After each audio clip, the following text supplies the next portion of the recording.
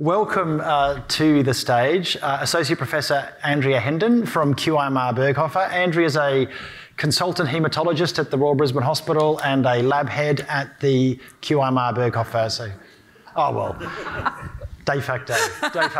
He's got a promotion. Yeah, very, take a seat, please. Take a comfy seat there. We have Associate Professor Aideen McInerney-Leo from the Frazer Institute, who I know is a lab head or a research group leader at the Frazer Institute, a genetic counsellor. So brings a whole world of perspective on big data, genes and patients. And then last but not least, straight from the netball courts is Professor Jason Roberts, who's the director of the UQ Clinical Cancer Centre for Clinical Research. And you're wearing another hat as well at the moment, Herston Infectious Disease Institute. Yes. So we have a breadth of expertise at the couch this afternoon. So I'm going to pepper you with some questions. I'm going to start with a really easy one first. This is a Dorothy Dixon. I'm sure you're expecting it. But if you could each just tell us a little bit about yourself, have a couple of minutes. I'll start with Andrea. If you could give us your brief clinical and research journey so far. So I'm a clinical haematologist. That means at the moment that's 50% of my life. So that means I still look after patients. I have a special interest in bone marrow transplantation and cellular therapy. And it was through my haematology training that I really got interested in research, because I think it's one of the specialties where we have quite a good translational pipeline. So when I was finishing uni and starting to, come onto the cancer wards, we were starting to have antibody therapies, and that was very exciting. In an era where we may actually be moving to not having to use chemotherapy for all of our patients. So I found that sort of just such a fascinating interest. And so as I progressed through my specialty training, I then got interested to learn more about immunology. And so actually, after finishing all my medical training and my specialty training, I decided, what a great idea to go and start a PhD. I don't know that I think some others might reflect on, the different opportunities about when you choose to do your research. I think for me, that was the only logical progression, because I really hadn't had, as Professor Sly said, you've got to be interested. And I think for me, it was not until I was sort of exposed to that area of clinical practice that I probably had the right motivation to really go and commit to that degree. So my other half of my job is as a clinical researcher, so I have an interest in transplant immunology and in the emerging field of cellular therapies now. So I have 50% of my time at QIMR in a wet lab. So my PhD was very much wet lab, lots of mice, lots of running flow cytometry, lots of hands-on work. And although now I'm probably trying to move more into a supervisory role, so that's what I do now. That's great. We'll unpack some of those juicy issues in a little bit. That'll be great. And of course, this is where we invite questions from the floor as well. So if you have questions for Andrea or any of the panellists, park them and I'll make sure I'll turn around and look for your hands in the air. Aideen. Thanks, David. Thanks for the opportunity to be here today.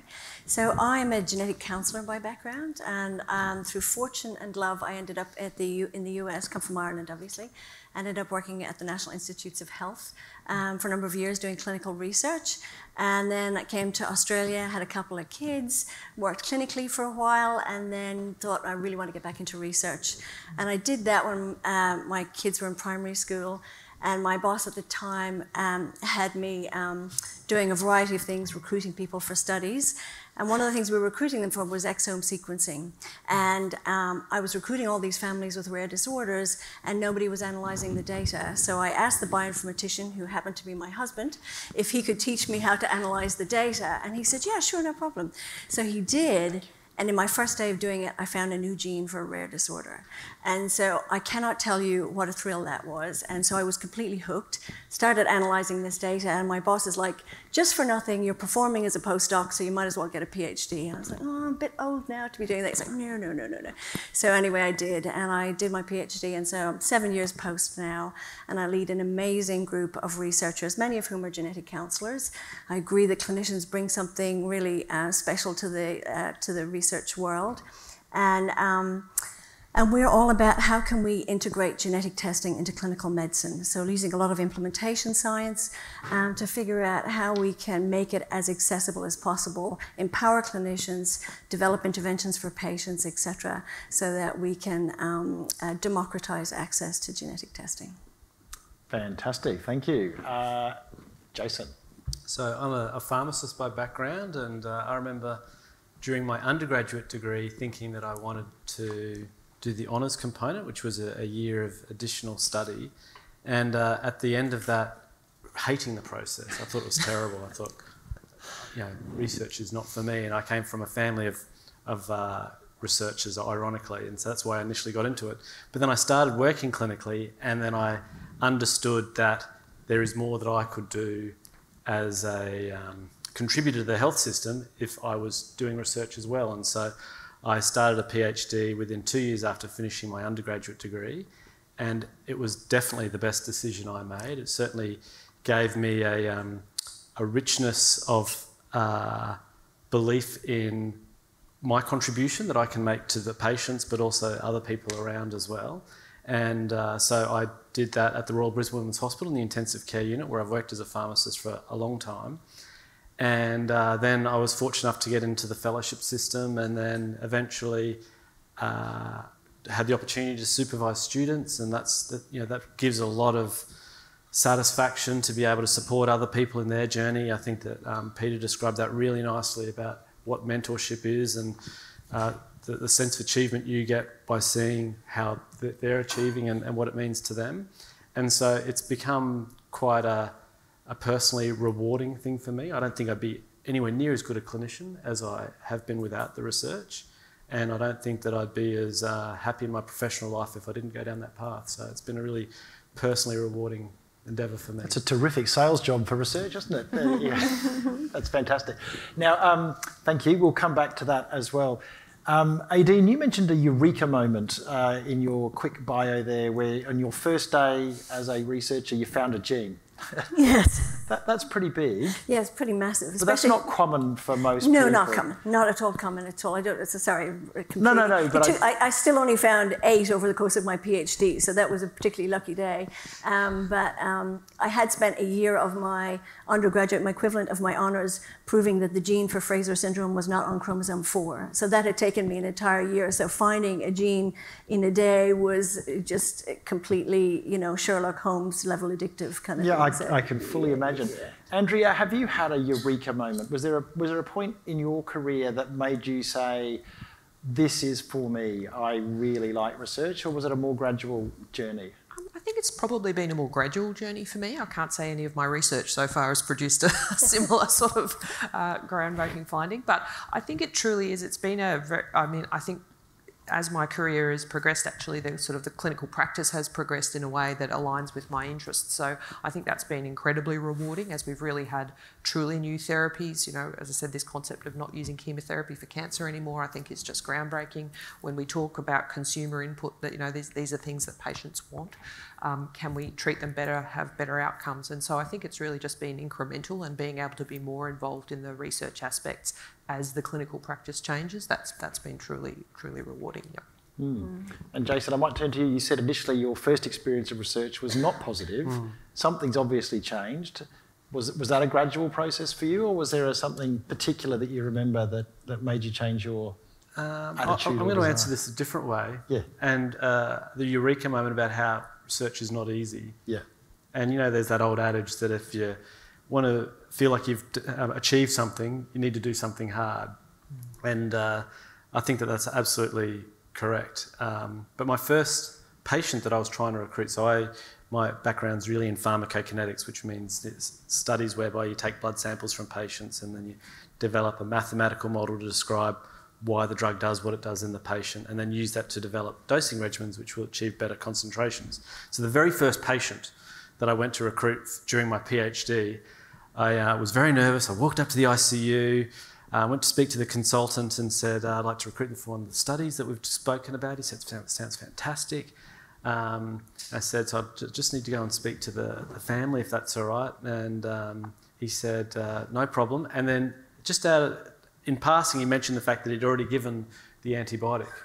And given I wanted to study first dose exposure of a drug, because that's really important for sepsis, I realised that I've got to think through this implementation of the research. I absolutely agree with the implementation of results, but making it happen and putting the right processes in place. And so it was a eureka moment for me that it's not going to be easy. I have to be right on top of my game through this whole thing to make it succeed. And I've been lucky to have lots of successes and failures along the way, but it's lessons like that which remind me to be really humble in approaching every project. That, you know, I don't know everything. I need to have other people around me, and everyone needs to come on the journey with me. So that was my eureka moment about the importance of bringing everyone along with you in your research undertakings. Very helpful. Now, we've actually today, through the course of our lectures this morning and now, you've been introduced to 6 people who undertake clinical research. All of them have a very different story in the way they've come about and reached the positions they find themselves in. But I wouldn't mind asking each of you, from where you sit currently, are there things that you would have done differently if you, knowing what you now know about research, are there things that, you know, to give advice to people here saying, this is a lesson I've learned? So, Andrea, I don't want to put you too much on the spot, but I'm going to put you on the spot. I'm actually going to say no. I find it really hard to think about, because I've only travelled the journey that I have, and so far I think I've got enough out of it that I wouldn't go back and change it. I think in terms of, people often ask me, I think that question, particularly for medical trainees, about when you do your PhD, I think there are lots of different, you know, pros and cons about how you choose and where you might choose to integrate it into your study. But as I said, for me, my real interest came from my clinical training, so I can't really think of any other pathway that I would have changed. Yeah, I can't really. I think that's for me the answer is no. But okay, good. But maybe it's because I haven't found that yet. Yeah, Aideen?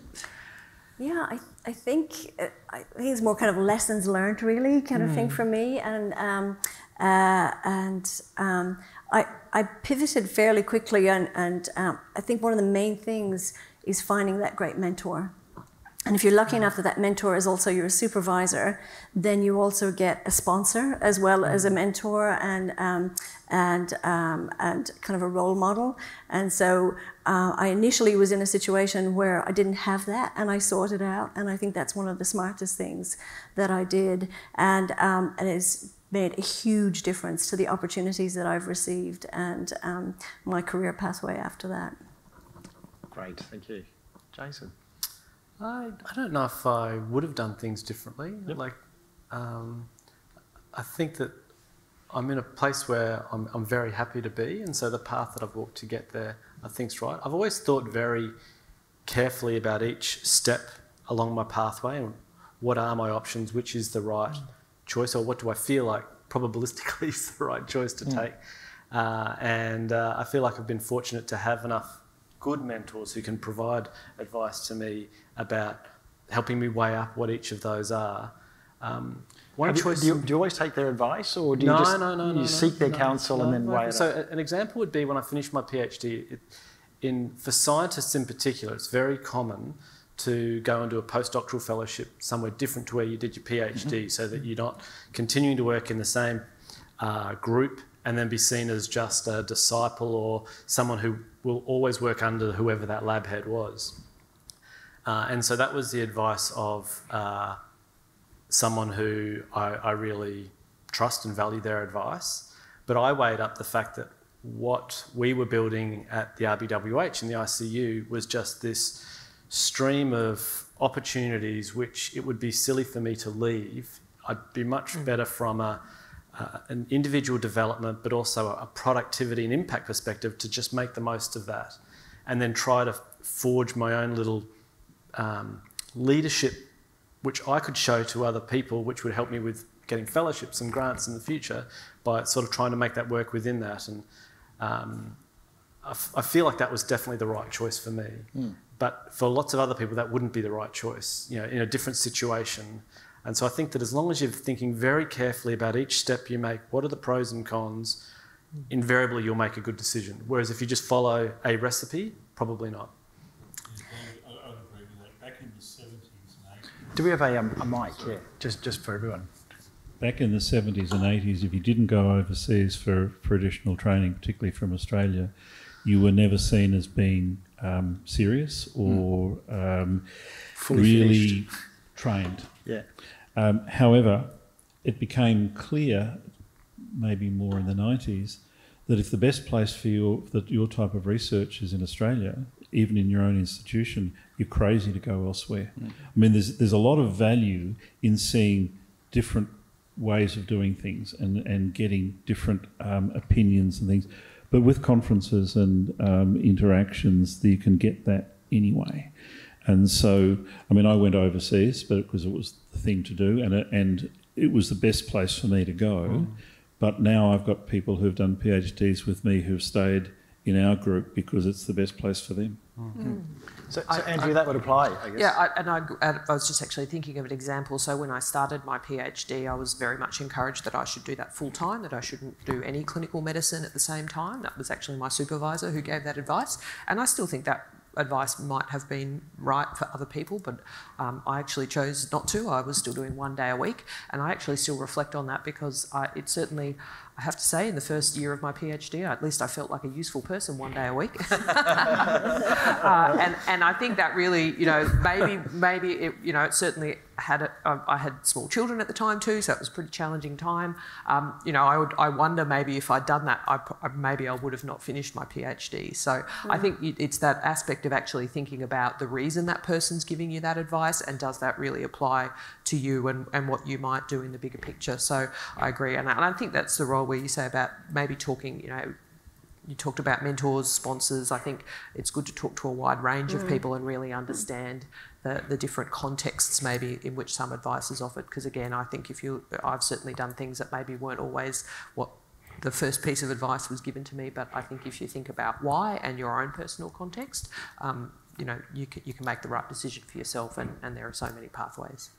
Yeah, it's interesting that all of you have said that you seek advice from a number of people, not a single source of truth, I think, because people will tell you different things, they will give you different advice. It's all well-intentioned, but at the end of the day, only you can make a tactical decision and a strategic decision for yourself. So it's okay to ignore advice. All the theories of human behaviour say we seek all the advice and then we pick the one that resonates with us, that was going to make the one that we were going to make the decision with, but now we can rationalise it. So. Yeah, well, I think the thing about taking advice is at least you hear what options might be out there that you had not previously considered, so you understand the full range of possible outcomes, but then you have to make a call. I don't have a good sense. David, sorry, just on mature reflection, when you asked about what would I have done differently, there was actually two things that I think. First, when I qualified, I said yes to everything. Every committee, everything that everybody asked me to be on,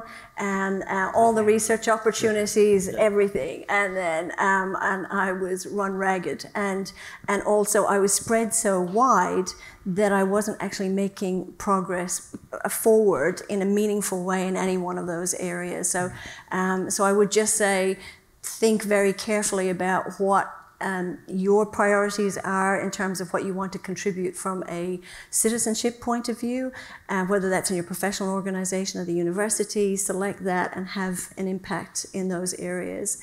And the same with your research as well too. Think, what's my 5-year goal? What would I like to achieve? And does this opportunity align with that? And therefore, should I take it?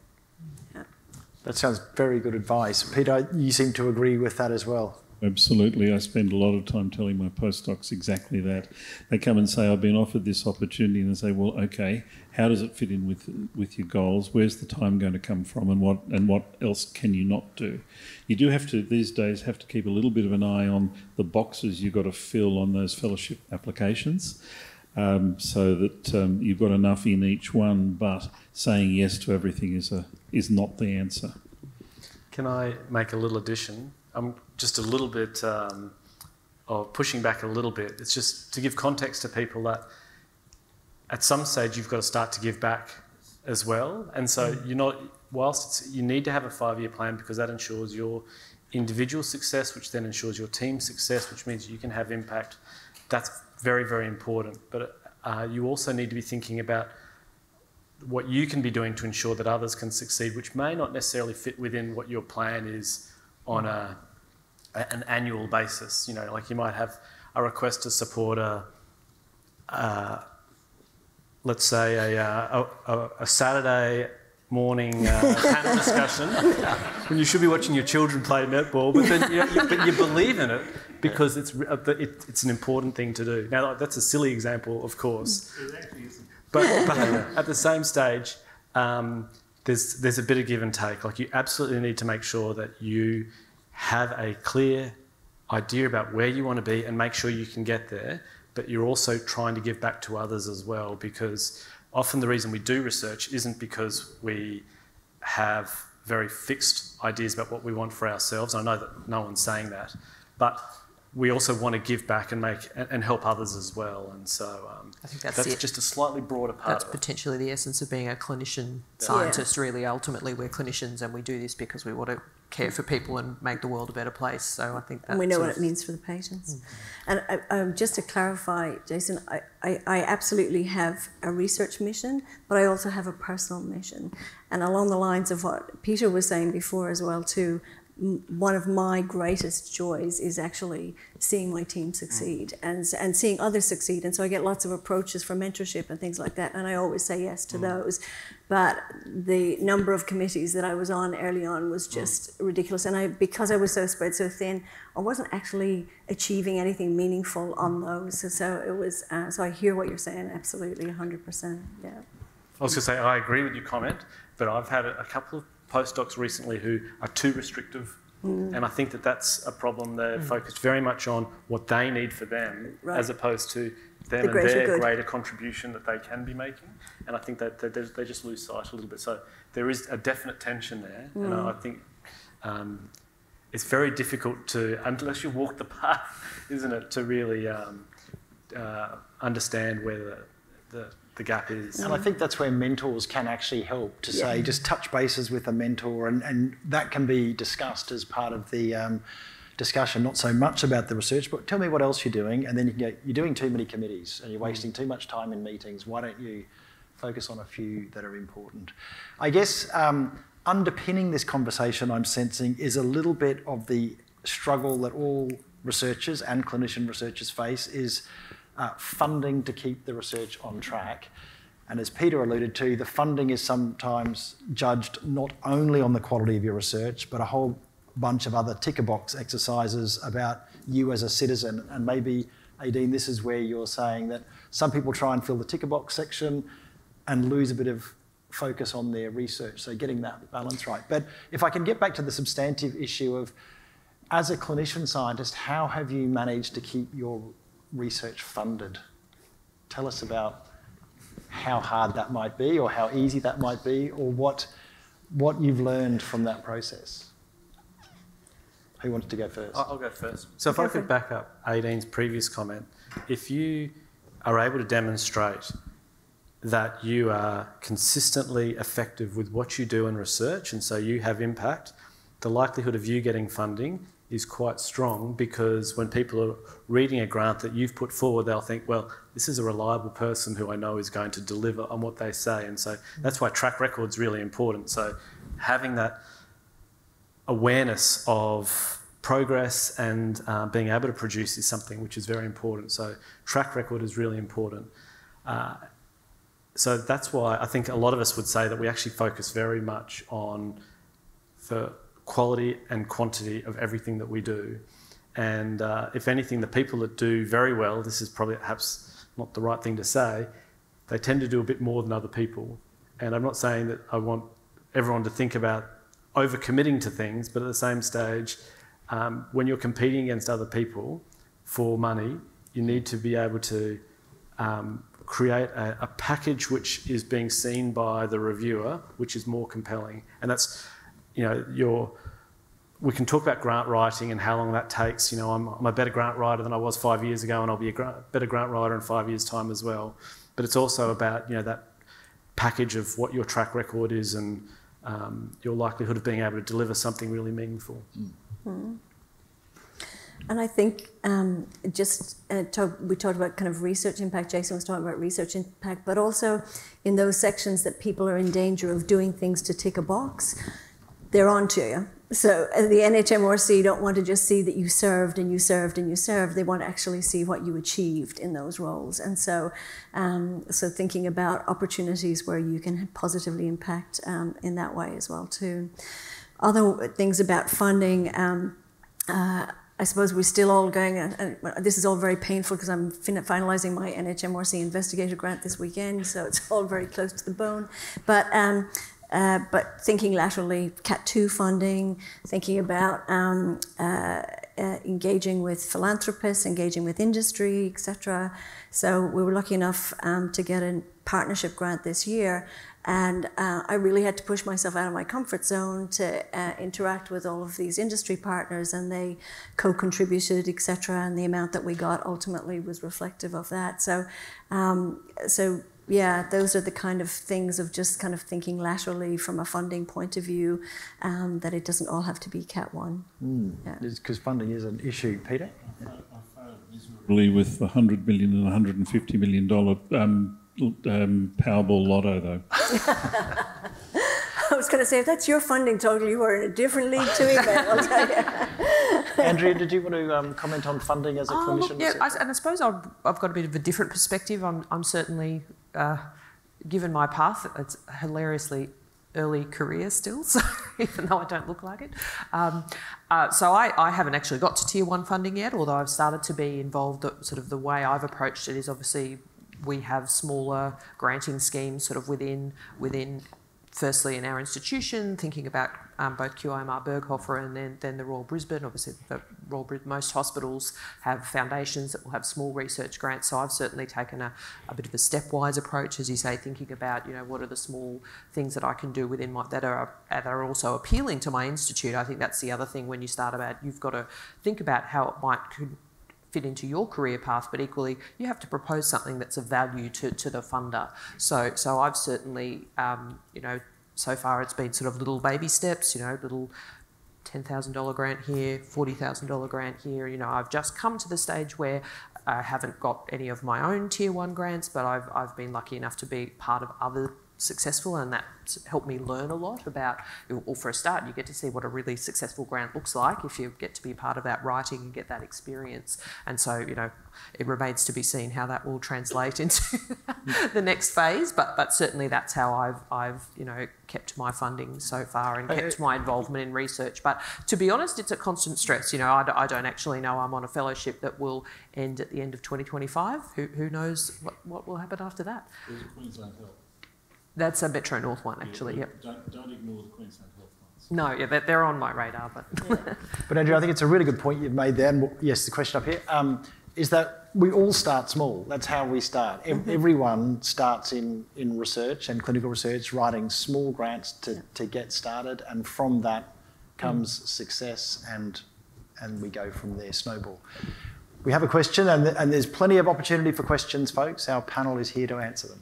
I was just wondering about funding and working as a clinician. Sorry. I'm a postdoc, so I have no idea how the clinic works, but I was just wondering, is there any difference between having a private clinic and working for the government? Because I'm assuming you would have more time, perhaps, if you are private to, to do research. But yeah, just wondering how that works. I think there is a tendency, in my experience, I think most people who have a clinical and a research role tend to work in public institutions. And I think there's some basic things like geographical things. Obviously, the Royal Brisbane is on campus with QIMR, and these places are co-located. My research is very much performed in the patient cohort that I treat. So although I have two separate jobs, they are certainly very much intertwined and interdependent. That can present challenges as well, because if one part of the funding goes astray, you're not necessarily supported by the other half. But certainly they are very, very interdependent in terms of the patient population. So I do mostly research in bone marrow transplant patients. I work in the hospital that does the most bone marrow transplants in Australia. So they're very dependent. I do know other people, though, who will have, maybe they will have either a mix of public and private practice. private practice is ultimately two jobs as well, because most people will have to have some involvement in running the business side of things too. And so I suppose at least in public health you're a little bit protected by that. You know, I have a permanent job with a paycheck. I don't have to worry about who's paying the electricity bill or when my secretary is, you know, like, so I think there are those aspects, and that's the most common way for people to practice, but equally it is possible to combine with private practice as well. Peter? I think the drivers of private practice really go against how we need to do research. I mean, nobody's paying your salary, no one's paying your expenses. You've got to generate that. If you don't generate that, you don't eat, or your kids don't go to school or whatever, and that tends to be a negative impact on having research time. I do agree with that. Coincidentally, my husband is a private anaesthetist. So, does he do any research? No, he does not. But exactly that you know. But he has to worry about all of those things. You know, in terms of also doing his clinical practice, he's got to sort of, as you say, get bookings, you know, if you don't work. Having said that, I think there is a little bit of a perception that if you have a public health job, you're going to have all this time for research. Absolutely not. We're entirely service driven. You know, my 0.5, I do 2 clinics a week, you know, for my 0.5 plus all of the extra work that takes. So, you know, I think it tends to be that I think public medicine and research are easier, or public jobs, I shouldn't say medicine, that's true of all of our clinician researchers as well, but it's probably easier to combine, but doesn't mean it's not challenging. Can I just make an addition, which is a strange thing for me to do on this topic? There is research that happens in private hospitals, but not in the clinics. The infrastructure is just not really there to be able to enable it, regardless of the demands that are in place. There are very few people that do research, public medicine, public, you know, Queensland health medicine, and then working in clinics as well. My brother tries to do that, and he's not. It's very difficult, and so if something's got to give for him is something that I would say.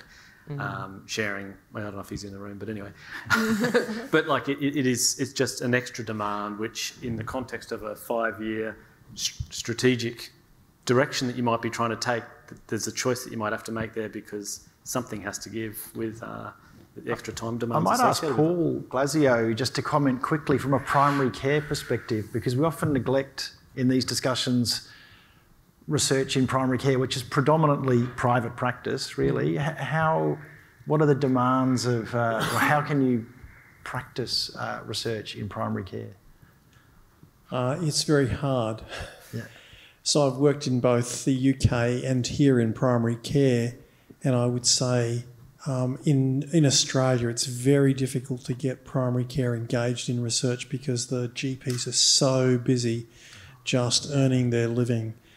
It's not the case in the UK, where there was because of the research networks that were set up, including a primary care network, there was actually infrastructure funding for research in primary care. So primary care trials and research occurred. It's just not on the radar in Australia, unfortunately. So so what I'm saying is it's possible in primary care, but you have to have that sort of layer of infrastructure being set up for the networks, and it's just not the case here. Thank you. I am conscious that time is short and we still have lots of questions on my list, but I want to make sure if anyone's got a burning question in the audience, please feel free to pop your hand up and we'll do our best to answer your question. Was there a question? Yep. Yeah. Sorry, this is just a little bit off topic, but a common theme you guys were discussing earlier was a couple of you guys had eureka moments in your journeys. Does this mean you guys are more inclined to believe opportunities are found over them being made, or do you guys think the opposite? Oh, deep question. Oh, so you just got to have your eyes open. You've got to have your eyes open, and opportunities are everywhere. They're just everywhere. And if you're looking around, you'll see them. If you've got your head down, you just won't see them. Would be what my answer is. Yeah, I think most of them are found, and most of them arise organically when you've got a clinical background. You find yourself seeing somebody in clinic and thinking, "Oh, that was an interesting situation. I wonder if it's true for just that patient, or whether that's true more broadly, etc." And that kind of stimulates. So there's lots and lots of opportunities, I think, to find that. Yeah. Yeah, a clever person once told me that the two elements are serendipity, that things happen and you're there when it happens, and sagacity, which is the prepared mind recognises this is an important moment, an important chance, and having those two things, it happened and you saw it and noted that it was important, which I think is what Jason was saying. The opportunities are there. If your eyes are open, you've read the literature, you know, you're asking questions all the time and go, why did that happen? Or why has that patient responded? So they're there, but you've got to be alert to them and then turn it into an idea or a research question. So now, I had a question for you all. A lot of people, especially early and mid-career, feel insecure. They feel insecure about their status, they feel insecure about their funding, they feel insecure about their projects. I presume you've all felt this. How do you cope with it? Or tell me if you haven't felt this. Definitely have. Absolutely. And in fact, somebody asked me this in a different context that I'm not entirely sure I had an answer for them. Yep. I think I have imposter syndrome. Someone actually Amen, girlfriend. jokingly sent me, there's a little meter that you can do, a little to check in with yourself. How bad is it today?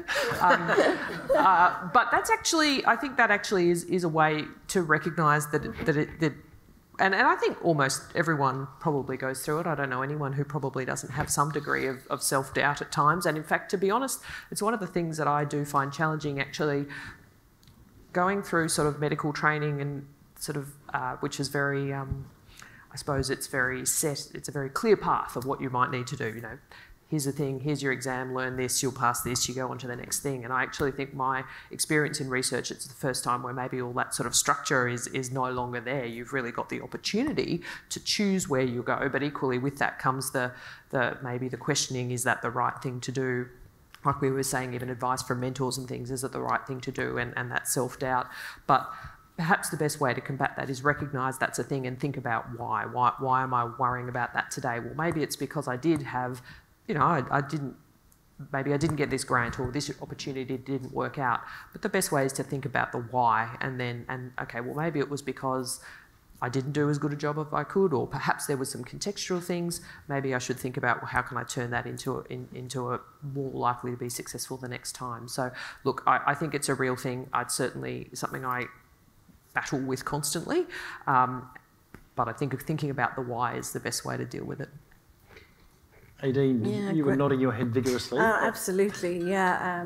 Great advice, Andrea. I think learning about imposter syndrome was actually a behavioural intervention for me. I was like, I am not alone. You know, I keep expecting someone to knock on the door going, how did you get this office? You're not supposed to be here. No, you're supposed to be there. So it's there all the time because you're surrounded by all these amazing people who are doing phenomenal research, and not all of them are getting funded and getting what they deserve, etc. So you wouldn't be human if you didn't think, you know, they're all that, I'm all right, and they're struggling as well. So so it's just the nature of the beast. The funding rates are really low. You apply for lots of grants. If I get this investigator grant, it will be fourth time a charm, my friends.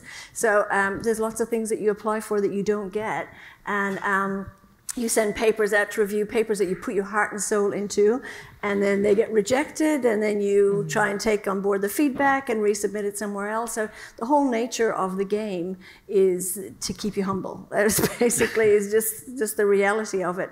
But that's okay, because perseverance and resilience is what ultimately you need in order to keep going, and surround yourself with great people, and you'll get great energy from them. And yeah, just don't try and take it personally. The first one that you get rejected from, it's devastating, and then you just expect to open your email and get "we regret" in there, and if you don't, it's a really pleasant surprise. So yeah. So I might ask Jason and Peter and Paul, even in senior roles as director of an institute, presumably insecurity as a constant bedfellow? Oh, well, I mean, like even from a grant funding perspective, when you've got a big team under you, like I got 20 people that I need to find income for, it becomes a little bit more of a responsibility for the livelihoods of people. Like, of course, you still love your research, Yeah. You love the topic, that's why you do it, but at the same stage you're also thinking about, I've got to find success for these people, and so you take on more of a responsibility for other people as well. That's getting a little bit away from the... I thought both comments from Andrea and Aideen were really, really spot on about what happens at a junior level. I absolutely agree with that. I think that the more senior you get, you understand that it's just part of the system, and that you're not always going to win every moment, but you've got to be just in it to win it, if you know what I mean. You've got to be trying, you've got to be submitting still, papers and grants, and as long as you do that and you're trying your best, invariably you're going to do okay. So that, I think that'd be the little addition that I'd make. Any comments about insecurity from our speakers? First of all, I agree with Jason. My greatest insecurity at the moment is funding. Maybe just wait for the... yeah, here we go. My greatest insecurity is funding the rest of the team. Yeah. It's the thing that'll wake me up at 3 o'clock in the morning. It's the thing that is the hardest to cope with. The other thing that is worthwhile putting in here, often your best research challenges other people, challenges accepted ideas, and those papers are generally much harder to publish. But when you do publish them, they make a big impact. So the fact that you get negative reviewers' comments, sometimes it's because the reviewers don't actually understand what's going on. They're not ready. It's okay at times, depending, to challenge reviewers' comments. You don't have to accept them. And we've had some success with writing back to the journal and saying, no, these reviewers are wrong. You can't always do that. So the fact that you get rejections in your publications doesn't mean you've done it wrong, or that your work's no good. Yeah, and it's very satisfying when those papers are subsequently accepted by a higher impact journal. That's really nice. Yeah, exactly. Cool. Yes, well, I was going to build on the sort of reverses of that, so I'll start with the rejection and then this idea of the uncertainty. So I remember my first several papers I got accepted, and someone suggested to me that I wasn't aiming high enough. And so I started going for higher impact journals and getting used to the fact that I'd get rejected. And so now I feel like if I'm not getting rejected at least 50% of the time, and this would be true of grants as well, that I'm not really aiming high enough. I like that. So you just have to get used to it as part of what academic life is about. But the other one is, I think everyone's sort of commented on this thing of being a researcher involves going into new territory and intrinsically involves uncertainty. It's like Jason's thing of there are actually things everywhere, good questions everywhere, but they're not being seen, and picking up on those novel things, uncertainties, etc. You should, unless you've got the research mind to be able to be open to those, that intrinsically involves a sense of uncertainty and anxiety, I think. That's part of being open to those new ideas, and I think you need to also be self-critical. So that uncertainty is that anxiety, is a very good thing, because you need to pick out which ones are the ones that might be really dumb ideas versus really good ideas. And I think it was Linus Pauling who said, in order to get a lot of good ideas, you have to have many more bad ideas, right? So that's the research mind. You've got to get used to that feeling of uncertainty, anxiety, etc. You can't be a researcher without having that. So unfortunately, it's par for the course. Being able to label it like the imposter syndrome thing, I think is actually helpful in recognising that that's just the way it goes. Yeah. I went to a leadership course, and actually they talked about this concept that there's actually like a productive zone of insecurity. And if everyone felt good all the time, well, we probably wouldn't try and change things. But it's only when we probably feel a little bit under pressure or we're worried about something. Well, why are we worried? Maybe I'm worried because I haven't, just like you say, you're lying into bed at night worrying about the salaries. Well, maybe does that mean I could apply for something else, or it can become productive if you actually think about the mechanistic parts of it. So I like that analogy too. It might be a trigger for you to actually be more analytical and try and find a solution. Doesn't mean it's easy, there's a sweet point for stress. But productive zone of insecurity. Well, that's a terrific insight. Now, it's not long until we break for lunch, and I don't want to prolong the interrogation of my panellists here, but just one last thing before we do wrap up. Time management. How do you manage career, clinical work, research, and family and leisure time quickly as we're running out of time? I make lots of lists. I never complete them. Yeah. Try and get 70% of every list done. And the other thing I like is someone once told me about the plate spinning analogy. If you're doing these combined careers, it's often being like a plate spinner, and you've got to watch out for the one that's about to fall. So, trying to think about on your priority list, sometimes you're going to have to give more attention to one component than the other, and trying to keep all the plates spinning and not let any of them fall. Do you make some time for me, though? Do you have some me time? Do you actually look after yourself? Not as much as I'd like. But I have to say, I went to a conference recently in the States where the dinner talk was given by Rainer Storr. But those of you who don't know transplant, but basically he invented bone marrow transplantation. He recounted that when he started as a young doctor, people said it was impossible. The first attempts had really killed all the patients, and people believed that it was not going to be possible. And really, during his career, he paved the field, and the question to him was, well, what would be your advice for young people? And he said, look, it is hard. So this concept that you can do all of this and still have all the me time you want, actually you probably can't. So maybe being aware of that and accepting that as a background, and yes, doesn't mean you can't have it, but maybe you're not going to be in control of it all the time, and you're going to have a bit of give and take. Thank you. Aideen. So lists are great. If only because I write down things I've already done just so I can put the line through them, because it makes me feel a sense of accomplishment. But and so I'm a big fan of those. I'm also getting a little bit, just going back to the point that I made before, a little bit more parsimonious about what I say yes to, prioritizing.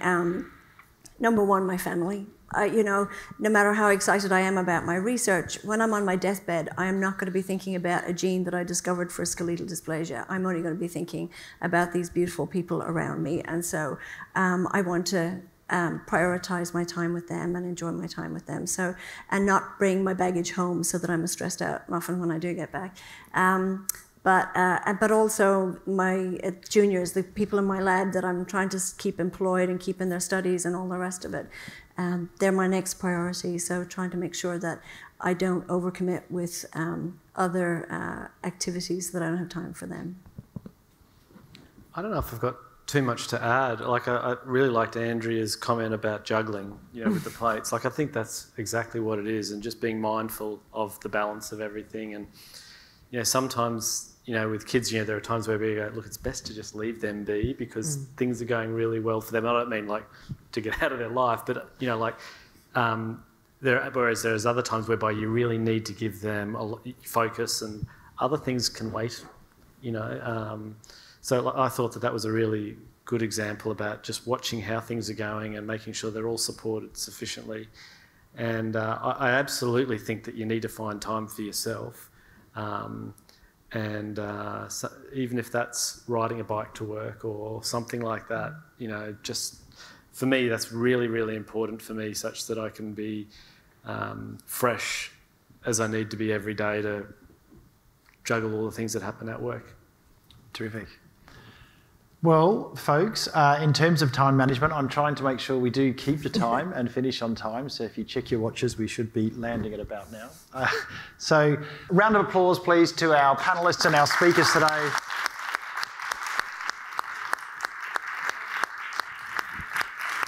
And lastly, I just want to thank all of you for giving up your Saturday morning. It is fantastic to see so many people who really are invested in clinical research, want to do clinical research, want to know more about it. So thank you for coming along, and we hope we can share a bite with you in the room next door. Thanks very much.